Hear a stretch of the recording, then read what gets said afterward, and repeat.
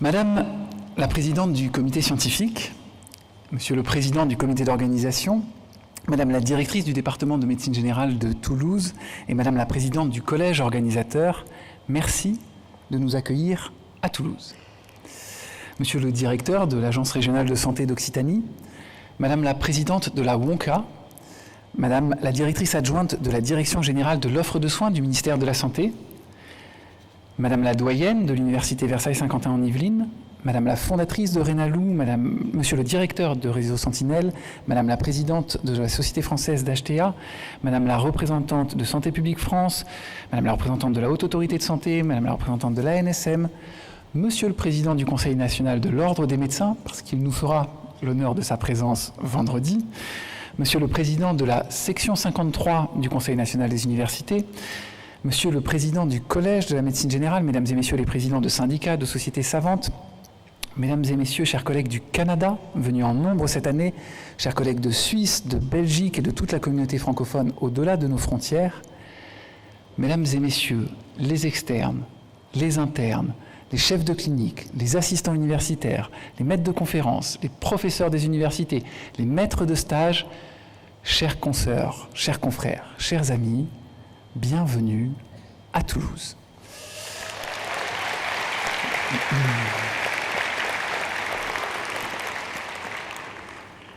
16 ans. 16 années nous séparent du dernier congrès du CNGE qui s'est tenu à Toulouse. C'est finalement suffisamment proche pour que les personnes qui ont eu la chance d'y assister, et je sais qu'il y en a quelques-uns dans la salle, en conservent un souvenir vigoureux et suffisamment lointain pour en mesurer l'immense chemin parcouru entre ces deux événements.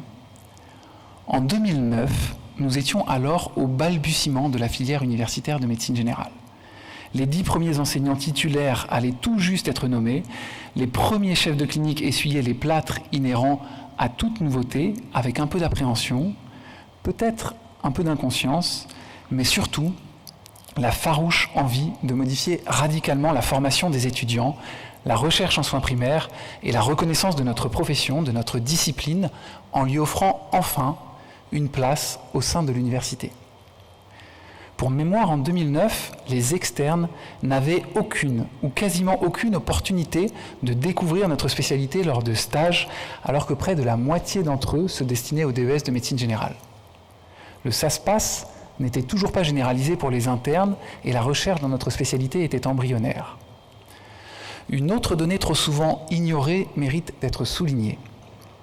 Le délai moyen entre la soutenance de thèse et l'installation, autrefois supérieur à 6 ans en 2009, s'établit désormais à moins de 4 ans. Le nombre de primo-installations de médecins généralistes a également augmenté de plus de 70% sur la même période.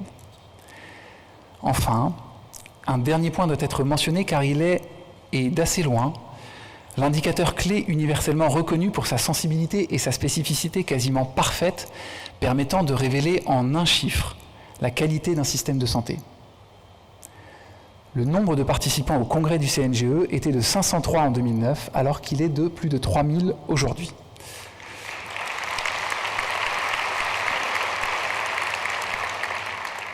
Dans le contexte qui est le nôtre, il reste permis et même salutaire de s'offrir un peu de ce bien-être nécessaire et de mesurer l'ampleur des progrès qu'a connue notre spécialité. Des avancées qui ont profondément renouvelé la formation, dynamisé la recherche et durablement amélioré la qualité des soins. Mais, reconnaissons-le, le contexte actuel est délicat. Sans aller ici jusqu'à évoquer la situation géopolitique internationale, le contexte sanitaire français et ses conséquences sur l'accès aux soins est particulièrement préoccupant. L'instabilité politique de ces dernières années condamne chaque tentative de réforme à une effroyable inertie. La mise en place du nouveau DES de médecine générale en est une parfaite illustration. 9 ministres de la Santé se sont succédés depuis son annonce en 2022.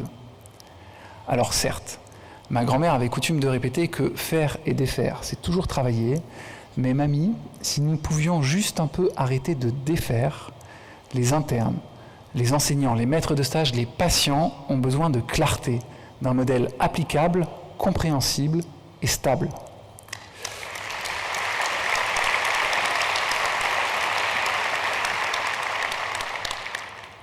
Mais nous devons chacun prendre notre part de responsabilité. L'an dernier, à Strasbourg, j'avais appelé à ce que les textes relatifs à la mise en œuvre de la 4e année soient présents au pied du sapin.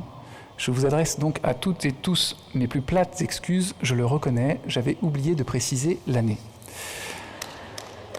1 an et 4 ministres plus tard, je me permets donc d'apporter cette précision. La première promotion concernée par la réforme entrera dans sa 4e année de DES en novembre 2026. L'heure n'est donc plus aux tergiversations mais à l'action. Il est désormais impératif de publier sans délai l'ensemble des textes réglementaires indispensables à sa mise en œuvre.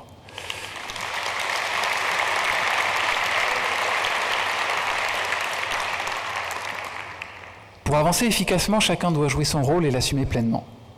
Les enseignants doivent enseigner, proposer du contenu, une organisation de stage, un modèle de supervision, et cela fera justement l'objet de la plénière dédiée à la phase de consolidation. Il est naturellement légitime que les médecins, qu'ils soient enseignants, étudiants ou représentants syndicaux, soient consultés et, espérons-le, écoutés pour définir les modalités de mise en œuvre de la réforme. Mais il revient aux politiques d'arbitrer, notamment le modèle économique choisi, et d'en assumer les conséquences. Gouverner, c'est choisir, affirmait Pierre Mendès France. Les médecins ne gouvernent pas, et les politiques ne soignent pas, n'enseignent pas. Mais ils doivent réussir à travailler ensemble, dans le respect du rôle de chacun et dans l'intérêt des patients. Avec votre permission, je voudrais cependant vous partager une anecdote. Un maire m'a confié il y a quelques mois les troublantes similitudes qu'il percevait entre nos deux métiers, celui d'élu et celui de médecin. Pour illustrer son propos, il m'a raconté qu'une fois ou deux par an, après avoir reçu, écouté et parfois soutenu un administré, celui-ci, en lui serrant la main au moment de partir, lui glissait dans un joli lapsus « Merci docteur ». J'ai longuement réfléchi et repensé à toutes ces consultations où j'ai pourtant fait tout mon possible. Il m'est arrivé, je le confesse ici, de faire des consultations très courtes. Il m'arrive également, comme vous tous, d'annoncer de mauvaises ou de très mauvaises nouvelles. J'ai pu parfois être le 9e médecin consulté depuis 2022 sans avoir nécessairement plus de solutions à apporter que les 8 confrères qui m'avaient précédé. Et pourtant jamais, au grand jamais, un patient ne m'a serré la main en me disant « Merci monsieur le ministre ».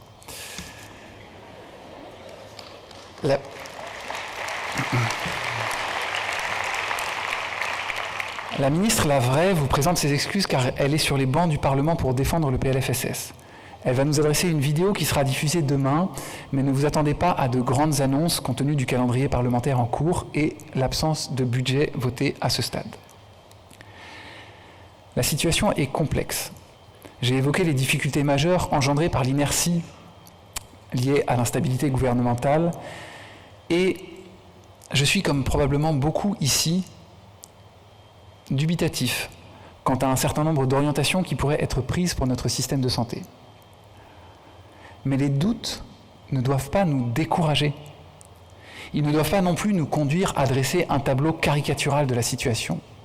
Notre époque est devenue si gourmande de fanatisme sectaire que le brouillard de la nuance est devenu une forme de résistance. Or, il nous faut résister à la tentation d'une simplification à outrance qui a trop souvent pour conséquence de désigner des coupables plutôt que de chercher des causes. L'histoire nous a déjà permis d'appréhender les risques de discours excessivement simplificateurs. Aujourd'hui, les agences régionales de santé seraient coupables de tous les maux, à en croire une annonce improvisée, non concertée, non travaillée, qui voudrait nous persuader que confier la santé aux préfectures et aux conseils départementaux améliorerait la santé de nos concitoyens. Demain, qui seront les prochains coupables ? Les médecins, les patients, notamment les plus malades, les plus précaires, les bénéficiaires de l'aide médicale d'État ? Nous ne devons jamais rien céder lorsque germent et diffusent des approches simplistes, pour ne pas dire populistes, en matière de santé. Nous avons ou nous allons tous prêter le serment de respecter toutes les personnes, leur autonomie et leur volonté, sans aucune discrimination selon leurs états ou leurs convictions. En cette année de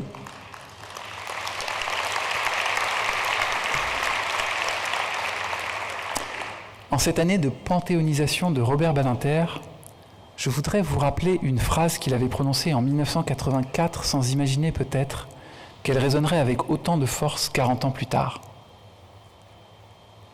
Le fascisme ne se lève pas dans les pays développés comme la tempête en une nuit. Il est d'abord rampant, dissimulé, ordinaire. Il progresse par les 1000 voies de la haine, avivées par les difficultés économiques. Il s'empare des cœurs avant de pervertir les esprits, puis de prendre le pouvoir. Je l'ai souligné tout à l'heure, chacun doit assumer pleinement son rôle. Les médecins n'ont ni la légitimité, ni la mission de se substituer aux politiques. Mais nous avons en revanche une responsabilité collective exigeante.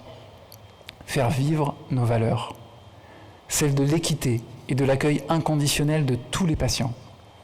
Celle de la confiance et de l'empathie. Celle de la rigueur et de l'esprit critique. Celle de l'ouverture à la singularité de chaque personne accueillie. Celle de la collaboration et du travail en équipe. Pour cela, il nous faut accepter les différences, les désaccords. Enrichissons-nous des perceptions divergentes. Et c'est ce que nous allons essayer de faire durant tout ce congrès. Les grandes lignes du programme ont été rappelées par le professeur Julie Dupuy, brillante présidente du comité scientifique de ce congrès, qui assumera de faire la part belle aux controverses. Et une nouvelle session éponyme y sera spécialement dédiée. Le congrès continuera également de s'ouvrir au monde, et la présence de la présidente de la WONCA, ainsi que d'une large délégation canadienne et des confrères venus de nombreux pays, constitue en ce sens un magnifique symbole. Échangeons. Renonçons à nos certitudes, n'ayons pas peur de la complexité du réel et voyons-le comme une opportunité d'apprentissage constant dans une discipline en perpétuelle évolution. C'est cette attitude qui nourrira notre motivation, qui favorisera notre croissance personnelle et professionnelle et garantira la qualité des échanges que nous aurons au cours des 3 journées que nous nous apprêtons à vivre ensemble. Merci à toutes et à tous d'être là. Je vous souhaite un excellent congrès. Merci.